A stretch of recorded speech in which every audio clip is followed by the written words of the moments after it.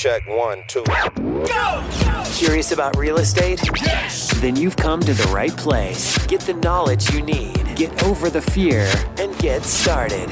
This is the Michael Quarles Real Estate Show with your host, Michael Quarles. Hello, everybody. Michael Quarles with the Michael Quarles Real Estate Show. Today, I have Kemi Egan with me, and this is going to be fascinating. If you've ever wondered if you could go from broke and get worse, got to listen. But then if you ever have wondered if you can go from broke to millions, you've got to listen. And her take on real estate investing and people in general, I think is just absolutely fascinating. So I'm going to invite her in, have her tell us her story and talk to her for a little bit. So Kemi, welcome to the show. Tell us about yourself. Hey, I'm Kemi. I'm from the UK. I grew up in the south coast of England, actually, and we were pretty broke. I came from a mixed race family. There was a lot of alcohol addiction, a lot of domestic violence, and all the things that go around in that cycle. I went to school, and I was actually a pretty good student because I'm naturally a bit of a nerd. Wait, you're a nerd? I am. I'm a complete nerd. Oh my goodness. We should get together because we could do like a group nerd hangout or something. I love that. I love reading. I love learning. It doesn't even matter what it is. The more useless information, the better. I love it. So you're from the UK. You I don't even want to bring up two of the subjects, but the broke subject got my ears perked up. So how broke is broke? Yeah, super broke. Like kind of running out of money 3 days before the welfare came in, and using sellotape for a Hoover because my mum couldn't afford to replace the Hoover. I know for sure she went hungry even more than we did at times. So yeah, proper broke. And how did that help you? And that's a silly question because a lot of people, it doesn't help. Being broke, they just stay there because they become used to being broke, and then they figure out how to live broke, which is crazy. I have a friend, I think she's a really special person. She doesn't want a job. She doesn't own a home. I bought her a car because she needed a car. She just wants to be broke her entire life. But her days are like 27 hours long, where my days are like 2 hours long. How did you get out of being broke, and why didn't you stay there like most people do? Yeah, really interesting. And to be honest, I don't know, but I do know that when I was young, I used to say to my mum, she'd be crying, she'd be upset, and I'd be like, don't worry, Mum, it's all right. I'm going to buy you a house and I'm going to get us out of here. Which for someone that came from that background is pretty odd. We don't tend to have that confidence that you see in the children of wealthy families. They have this confidence that things are going to work out, whereas, as we know, the working generation and people that come from poverty don't have that. So there's obviously something in me the whole time. And I always said as well that I was going to buy houses, and that was my thing, and I'm now a real estate investor and trainer. But somewhere in the middle, I felt the need to follow traditional advice, and I went to college and I did my degree, and then I got my graduate degree, and I became a physical therapist and ticked all of those boxes. And it wasn't until I'd done all of that I realised that, traditional advice sucks. Having tons of debt from college and then doing another degree, following the traditional model just doesn't get you anywhere. And I managed to do a 360 all the way back to real estate, which is where I built my wealth and where I spend my time now. So how I did it was all using real estate investing, but how I got there, I would like to say that it was an educated guess, but it was probably more luck. And because I love reading, I picked up a book on it. I don't think that there's much truth to luck. I think we put ourselves in situations to be lucky, but we have to still put ourselves there. So you found luck. What did luck look like the first time you found it? So the first time I found it, when I was at school, my teacher made everyone stand up, and she said, what do you want to be when you grow up? And I stood up and said, I want to be a physical therapist. I want to travel the world, and that's what I want to do. And my first bit of luck was that I was actually quite good at it. It's one of the things that came to me naturally, probably the first thing I'd ever found in my life that I was good at. So I did really quickly rise through the ranks. And the thing that happened to me when I got there was that I realised, and I think this was the lucky thing, that I was just helping people that were more than capable of paying anyone in the world to help themselves. So I was working with athletes and top soccer players and basketball players, and they could all pay anyone. They didn't need me. And from my background, I wanted to help, and I wanted to help the people that couldn't necessarily afford the top care. So I started a business, and I wanted to be the gap between the free healthcare you have in the UK and the really expensive stuff, because there wasn't that middle ground. And that was great. It all went incredibly well, and I had hundreds of thousands of happy clients, and the business was flying. And not many people call this luck. But actually, 2008 happened, and the recession came. And we had 80 to 90% of our clients came from insurance referrals. So if you had a car accident or if you had an injury at work, you'd be sent to us. But they paid us 90 days in arrears. So we did the work, and then 3 months later, they paid us. But in the meantime, they went bankrupt because the recession just wiped them out. So I went from having a really successful business to being homeless basically overnight. I had to move into my office. And it was because of that moment that I realised that traditional advice sucked. And I was still fairly young. I was in my mid-20s. So I knew then that something had to change and I had to do something different. And that's how I made the transition into real estate, because that point in my life, so early still, I thought, nah, this isn't going to work for me. So I made the pivot. And although I created the luck, I guess, in reading the books, I do think I was so fortunate that I didn't have that at maybe 50 or 60 years old, when it's a lot more difficult to transition. Yeah, it's one of the, and I want to kick myself, not daily, but okay, every day. Because I wish I would have taken more opportunity when I was younger. Although, my first house was when I was a teenager, and, I just looking back on it, I could have done so much more. And, the old adage is, I wish I knew then what I know that now, but I didn't. Talk to me about being, okay, so you started out broke, not laughing. It's just kind of cute. It's not cute, but in a cute way for everybody listening. I'm not making fun. And then you went to homeless. So it's like, how does broke get worse? You go homeless. And it's because I think that's probably worse. So you moved into your office. I always fantasized about living in my office because I'm a child of the 70s and the 80s. And there was this show, and this guy, this, gazillionaire, he lived in his office. So he had this huge office and this huge, suite that he turned into a home. And I always thought that would be kind of really cool. I'm imagining it's not the same thing, right? Yeah, this wasn't cool. It was one blow-up bed that went down every night, the one bag of clothes I had left after selling everything, and trying to escape across the road without being seen to shower at the community centre. So yeah, it wasn't that much fun. Yeah. No, that would not be fun. But as a kid watching that show, it was like I wish I could remember the name, but it was a cool concept. But of course, he had enough money to live anywhere he wanted. He just chose to live at the top floor of his office complex. So how did you go from living at your office to today? What changed for you? Yes, about 3 months I spent moping around and feeling a bit sorry for myself, probably drinking too much and eating really crappy food. And there was just one day that I was bawling my eyes out, trying to see a way forward. I had so much debt, because when you start up these traditional businesses, the normal thing is you get a director's loan or you get some credit cards. Well, I got all of it. And so I was personally guaranteeing all of this money. And the really ironic thing that I'll never understand is you have to pay to go bankrupt. So I literally couldn't afford to go broke because I didn't have the cash. And so this night happened that I was just crying. And I'm really fortunate because I got up and I just thought that someone somewhere has the answers.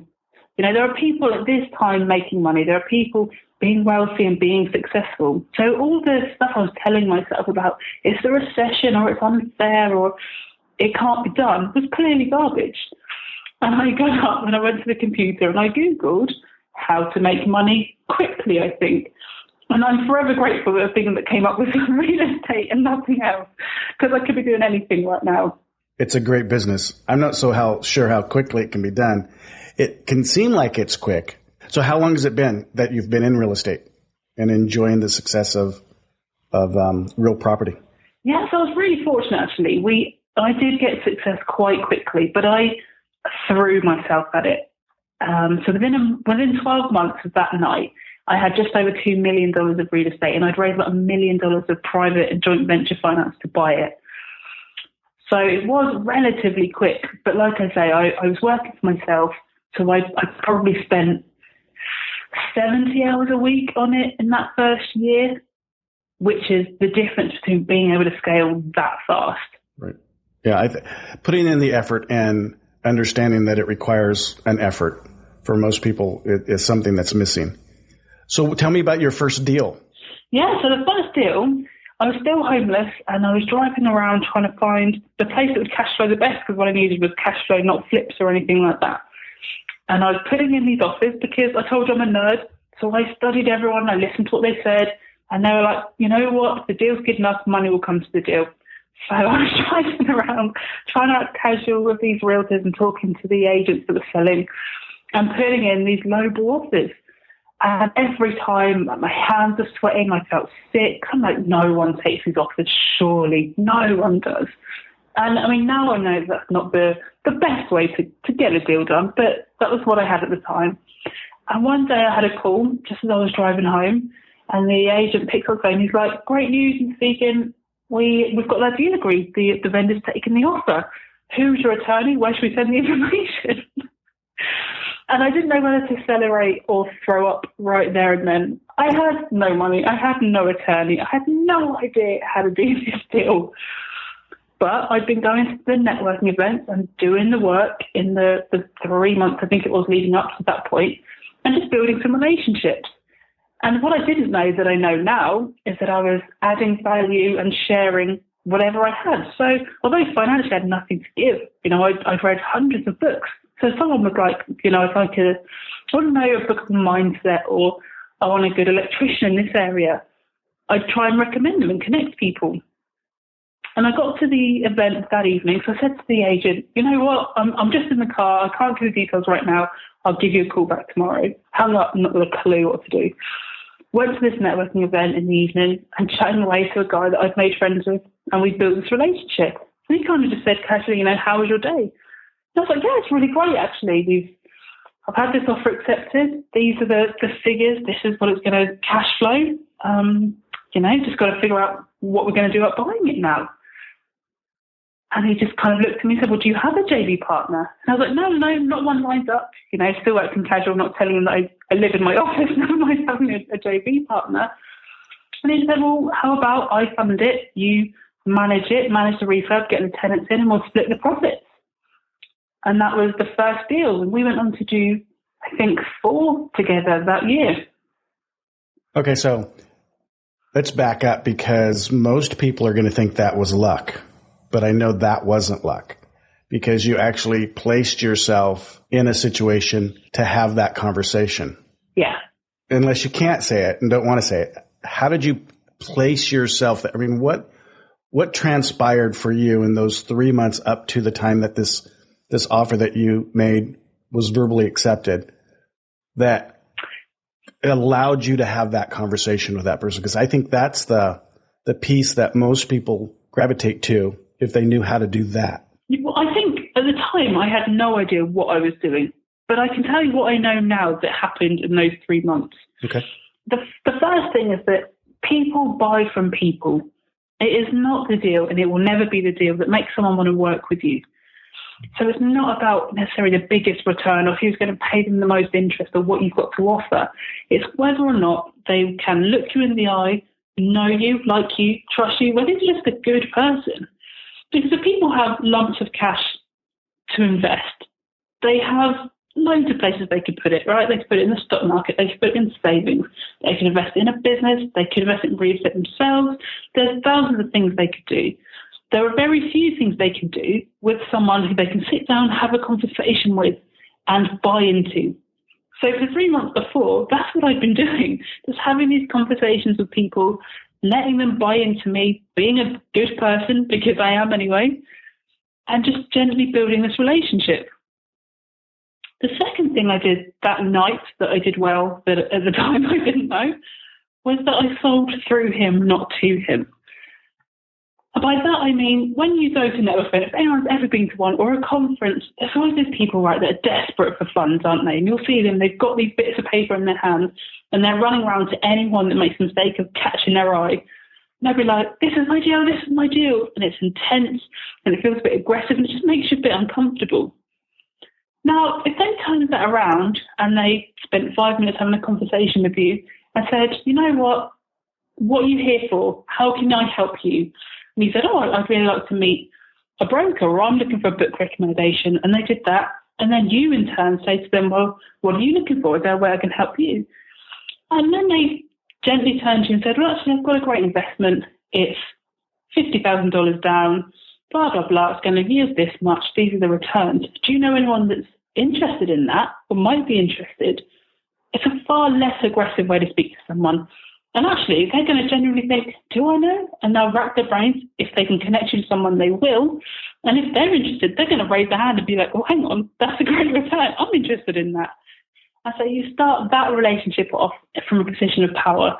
So rather than being the desperate person that just wants any cash and they'll do anything it takes, right, you come to it with great deal. That's your value. And the value they're bringing is cash. So we're going to even back up one step further before all of that.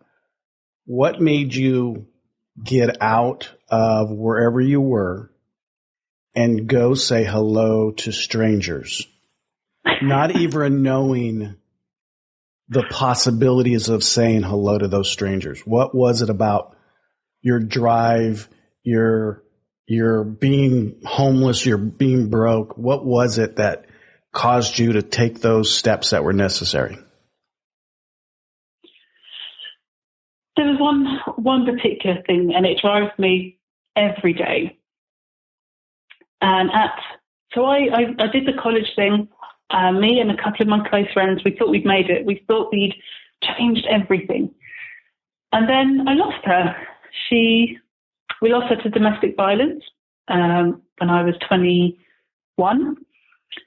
And it occurred to me then that the cycle was still there, that actually nothing had changed. Maybe we changed our location. Maybe we changed how many letters we had after our names. But who we were inside and the skills we had and our ability to manage relationships was still the same. And that made me realize that I had to be surrounded with different people. If I wanted to change myself and then in turn be able to go back and help others and change this, I had to be someone different. So from then, I started trying to connect with different people. So it's how I managed to get my jobs as a physical therapist, because I put myself where the owners were instead of where the staff were.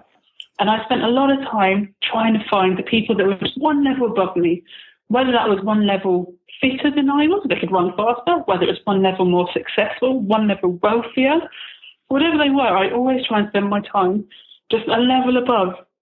And any day that I don't want to get up, any day that I don't want to go and say hello to people, that's what gets me going, because we have a responsibility, I believe, to be the best we possibly can.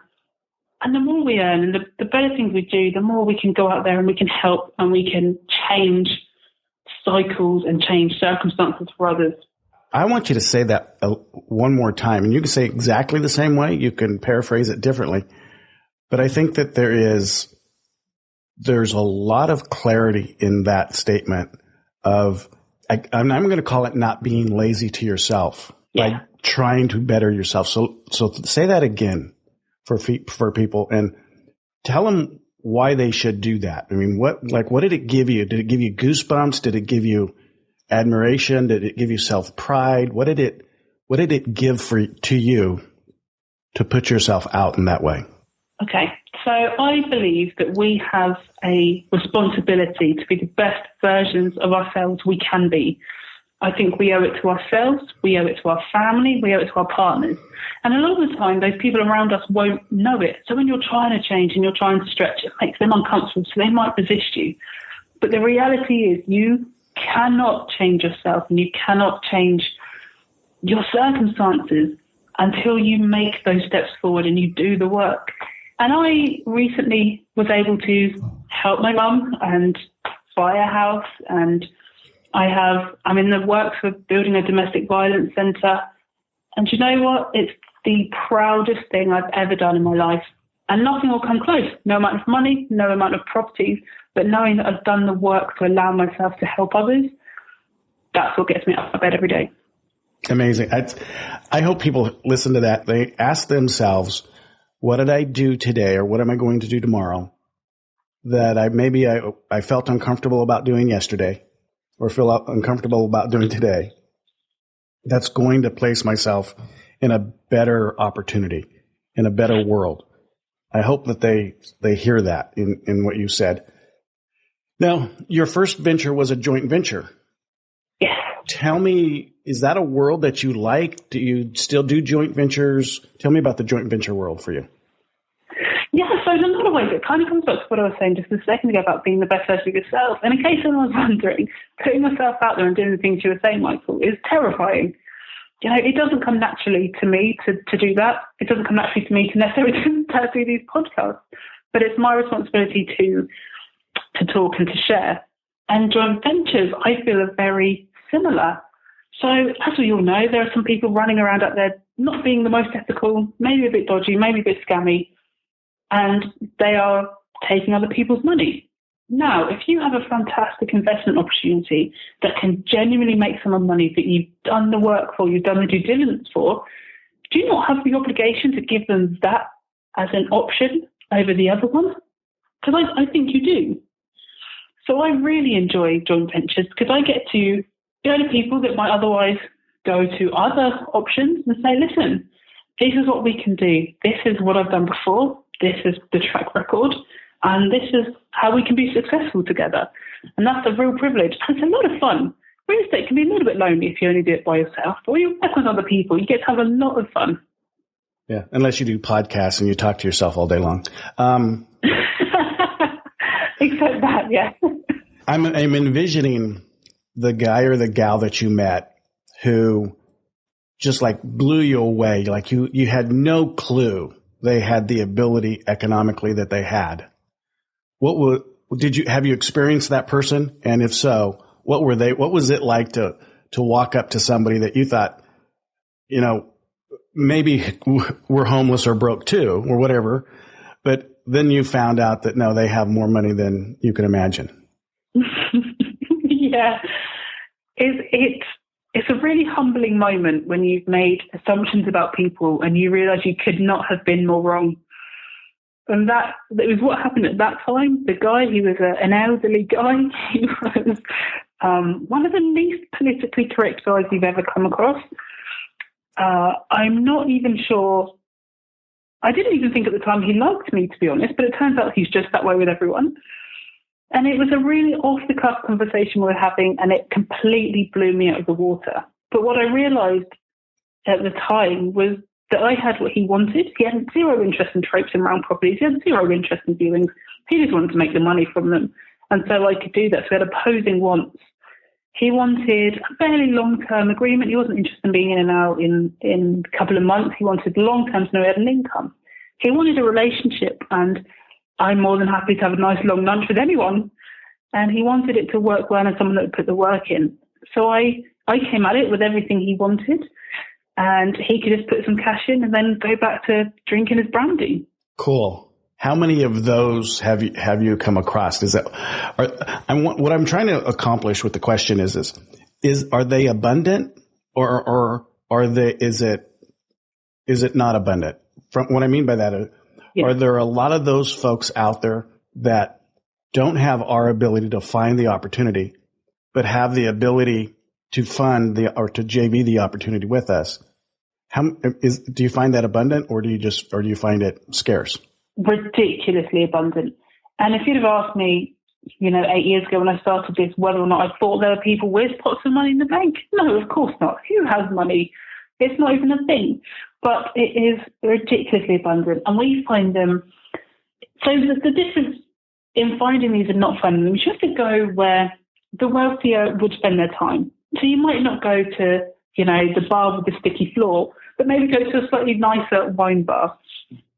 But I've found JV partners in restaurants, in hotels, in business networking groups, in real estate networking groups, at conferences, through word of mouth, friends of friends, maybe family members. There is a whole heap of people out there sat on maybe their savings, maybe they've just sold a property they had. A lot of people end up being accidental landlords, so they live somewhere, can't sell it, but move into another one and rent it out, and at some point they can sell that one. So there's a whole heap of thousands and thousands of people sat on lumps of cash that are what you need to move forward. And they are not interested in banks. They do not trust them. What they do trust is people and relationships. Yep, I can see that. It's amazing that unless you attempt to do something, you have exactly what you will have. When you attempt, you can only have more. And I would have to agree. I think there are a lot of folks out there. We just have to place ourselves in those opportunities. So I like what you said when you said you just had to get out there. If I was a brand new real estate investor and I wanted to get myself out there, now you mentioned a nicer wine bar, or I think it was a business group or what have you, but what would be the first 5 things you would suggest I do to go find these folks? And what do I wear? How do I act? Do I need business cards? What's the whole process for me to introduce myself? Yeah, cool. So the first thing to do, I do still use business cards, but I don't recommend wasting a whole heap of time debating colours and figures and whatever. So go on to Fiverr, go on to Elance or Upwork, get a designer, pay them $20 to design the front of your business card. Have that printed. Usually there's someone on eBay or someone on Amazon that will do $200 for a few bucks. You don't have to pay the high street banking costs. You don't need a website because you are what you're selling. When you go to, sort of the first thing, when you go to a networking event, wear something that you're comfortable in, but something that's professional. So I had this thing to start with. I felt I had to do the whole 80s power dressing thing. So there were shoulder pads and big coats and a whole heap of makeup that probably achieved the alternative effect. But actually, that's what I thought I had to do. I didn't. I just had to be myself. So I wouldn't suggest uber casual, but if you're a guy, maybe some slacks, a shirt and a jumper. If you're a woman, perhaps a dress and trousers and a top. Just be comfortable, be professional. Thirdly, you need to know what you want out of a joint venture. So are you looking to buy and hold? Are you looking to flip? Do you work in any given area? And make that into a sentence. So maybe you might say, I'm Michael from Cincinnati, and I'm looking for joint venture partners that we can flip deals for profit. So when you go to these networking events, people are invariably going to say to you, who are you, where are you from? And you can just share that. And the reason I say have a couple of things, even if in reality you'll do a whole heap, is because your name starts coming up in conversation. Someone says, oh, I'm in Cincinnati. Oh, I know someone that is as well. So you need to give people a handle to hang on to that they'll remember you. Fourth thing is follow up. Don't be that person, and I've done it, that has 300 business cards in their drawer, no idea who the hell they are or what they're about. So send them an email if you take someone's business card the next day. Hey, it was really lovely to meet you. Just a reminder, this is what I'm up to at the moment. If there's anything else I can do to help you, just let me know. If they're on social media and they're open to being added, add them on social media. And the fifth thing is start sharing the steps to your success in public, because you never know who's listening. So perhaps stick on Facebook that you went to view 10 properties today. They've each got the potential for 25% return on cash invested. You've put in the offers, you're going to wait to see what you get back. And keep updating.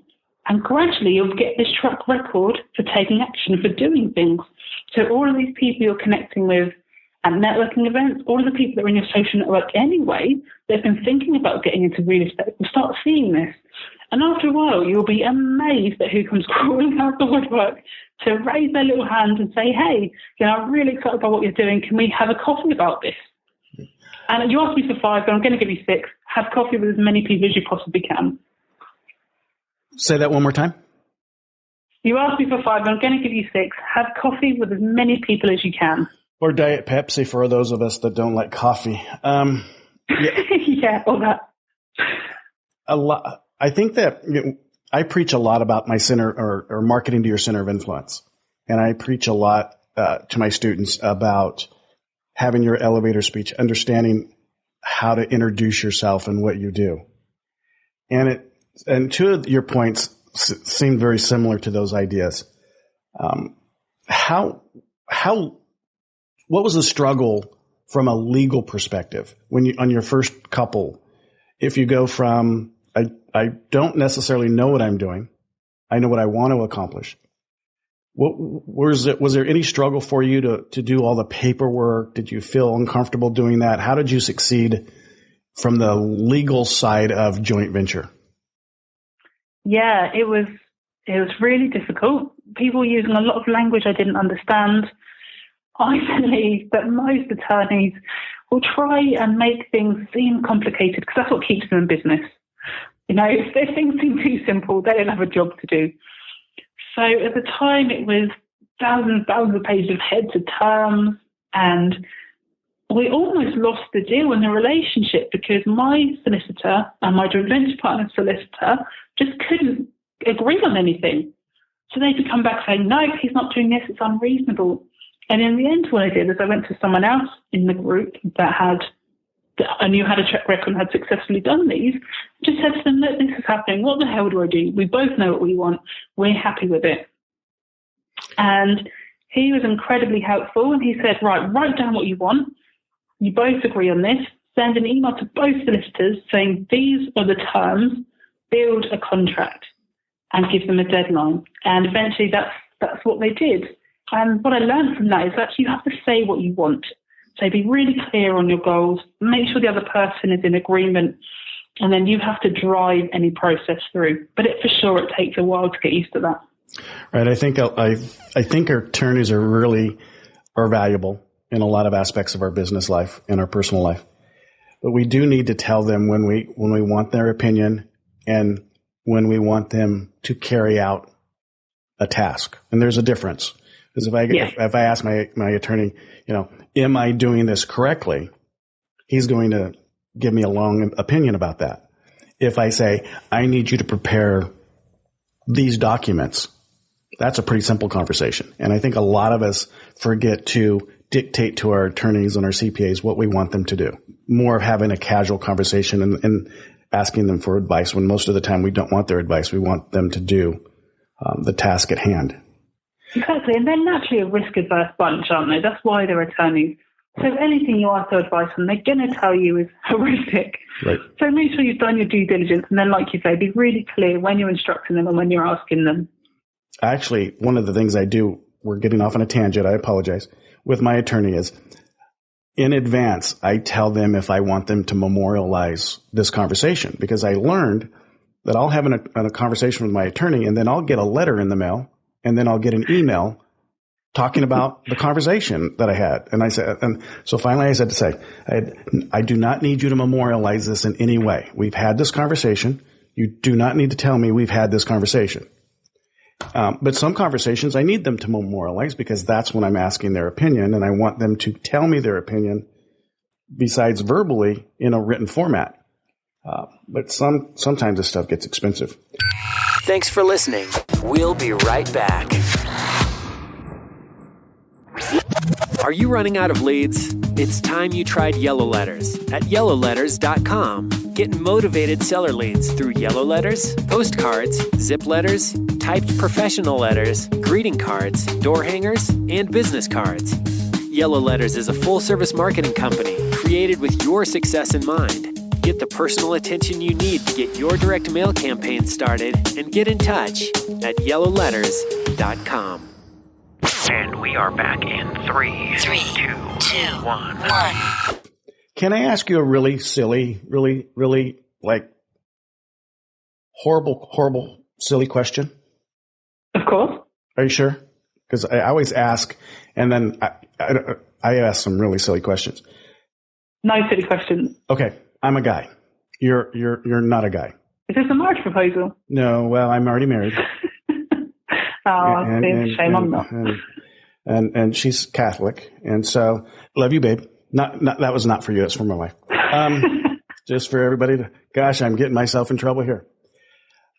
I'm wondering if you've noticed if there's any difference in ease of presentation between guys and gals doing what you do.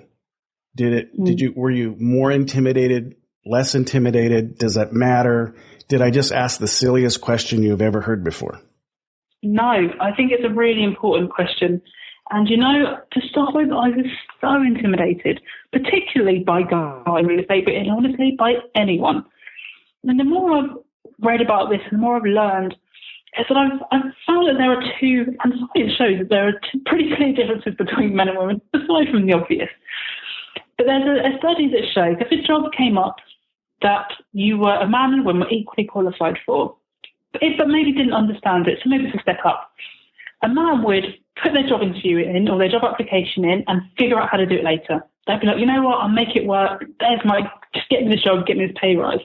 The woman would debate, think about, chat to her friends over all the pros, the cons, and whether or not she can or can't do this job, and probably ends up not putting it in because she's talked herself out of it.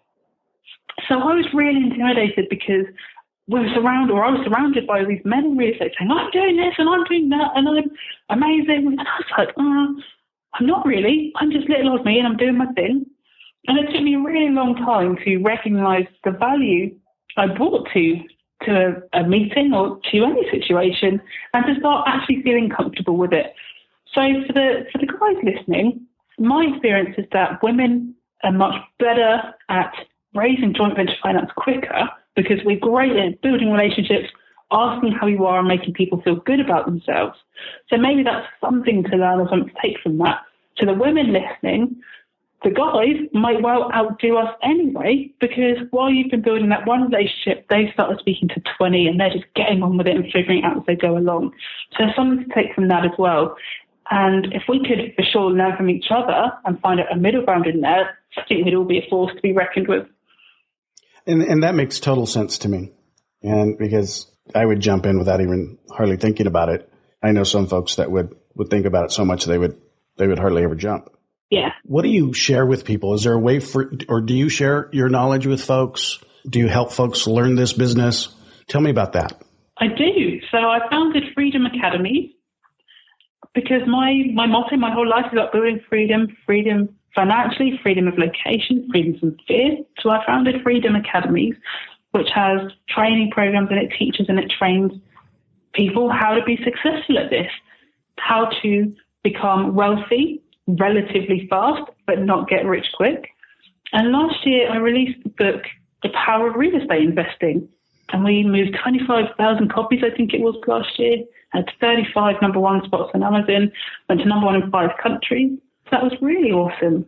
And if it's okay with you, Michael, if I just direct people if they want to grab a free copy of that and free membership to one of our sites to kemi.gift, head over to kemi.gift and you can grab all of that for free over there. Cool. I always ask this question, and someone's going to say, Mike, just ask it this way, and from then on, I'll know how to ask it. But until then, I don't know how to ask this one. But I always ask the question, what didn't I ask you that most people ask that you want to share with us? Oh, that's a really good question. I don't think there is anything. I was perfect again. Everybody says there wasn't anything. I just know there's every once in a while there could be something, and so I always have to ask. This has been great. I have to say I've really enjoyed listening to you for what you had to say and how you said it. And some of your philosophies are very, very strong. I mean, I really enjoyed hearing how you present yourself, what you stand for, where you've come from, and what you shared with us. So thank you very much. Thank you. That's really kind. It's been a lot of fun and an honor and a pleasure to be here. You have a wonderful day. And how do people get a hold of you again? Yeah, so I'm on Twitter and Facebook, Kemi Egan, K-E-M, mother I-E-G-A-N. And you can blame my mother for trying to spell Kemi. And if you want to track me down on the interweb, it's www.freedomacademies.com or kemi.gift for the free book. Perfect. Thank you so much. You have a wonderful day. Right back at you. Thank you. And congratulations going from broke, homeless to $2 million in 12 months. That's pretty cool in real estate. It was cool. That's awesome. Thank you so much. Thank you. Bye-bye. Bye-bye. That was absolutely enjoyable. As the interview host, and I know you guys can tell that I didn't get a degree in journalism. I'm just sitting here having fun. And I never know what to expect. Yes, I read it up on my guests, and I hope they're as entertaining for you as I find them when I read up on them. So I really never know who I'm going to get and what they're going to say. But I hope you guys listen to that one again and listen for the component that got her out of homelessness, the component that took her from not having to having, and really understand for yourself that it's possible. And how she did it, although I think that's important. And if you're into joint ventures and you want to learn joint ventures, which we didn't touch on a lot, and I'd invite you to contact her, and her information is going to be on our site under this podcast or episode.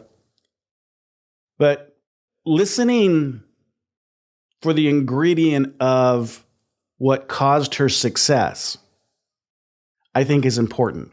I think if you really take what she said and internalize it and ask yourself, can I, should I, when I, do I, will I? Those questions about yourself, and how do you go from where you're at to a level of your definition of success? She shared with you some really important aspects of that jump and that journey. Hope you enjoyed it. You guys take care. Until next time. Bye-bye. Thanks for listening to the Michael Quarles Real Estate Show. Get more info and stay in touch at michaelquarles.com.